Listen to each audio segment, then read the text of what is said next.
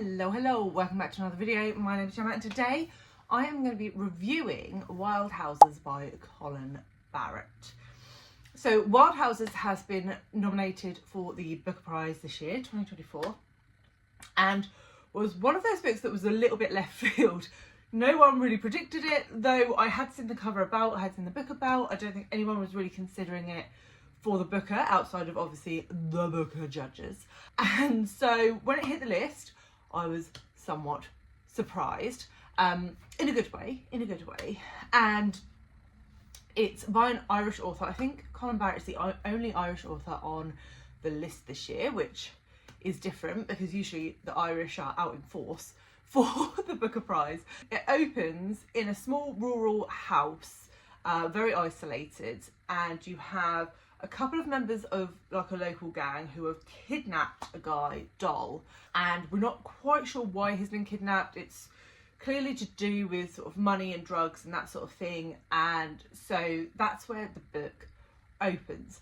And that was a really interesting premise to me. I like a bit of sort of gang warfare, I suppose, in my books. I think that's an interesting subject to examine. And though there was this big hook, this kidnapping of Doll, which drove the narrative throughout the book and really continued to keep the interest and engage of me as a reader, the book wasn't so much about that. It was more about the circumstances and the lives that had brought these various different people to be in this situation. So we don't even really look too far into Doll's history, but we look at his girlfriend, we look at some of the people involved in the kidnap, and some of the peripheral people in the story. And what Barrett does is he just flits back a bit at key moments in their lives to sort of show how they've been brought to the point that this story sort of hinges on.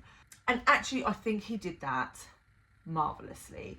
It was really engaging and everyone had really interesting lives, and the way that he sort of examined almost the socio-economic environment in small town Ireland, I think worked really, really well. I think this is one of those books that will actually appeal to quite a lot of readers. There's quite a lot in it for people who like character-led books, but there's also quite a lot in it for people who love plot-led books. So I think it really does a good job of navigating the line between the two. I think it did take me probably part one, I was a little bit like, whoa, what is going on? I don't really understand. But once we moved into part two, I was sold.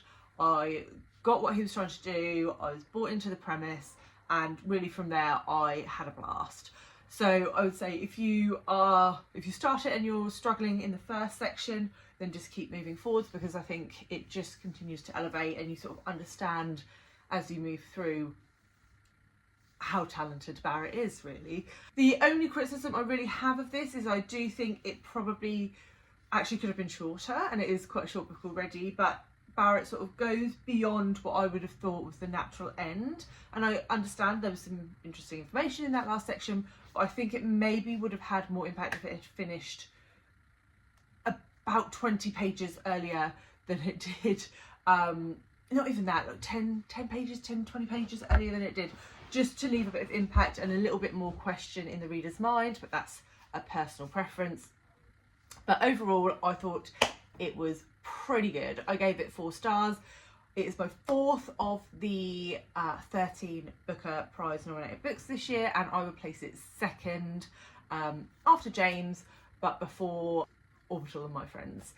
So that's sort of where it sits for me.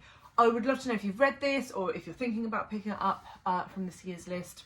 And if you missed my review of My Friends, which went up yesterday, I'll leave that here for you, and I'll see you all very soon with another one.